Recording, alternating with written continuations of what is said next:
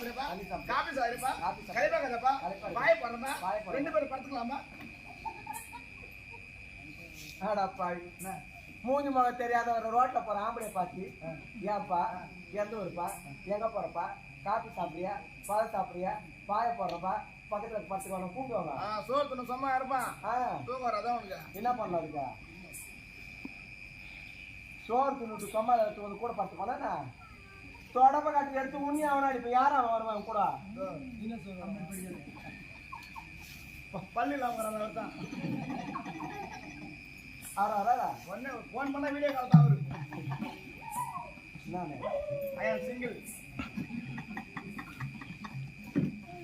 single தான் பண்ணால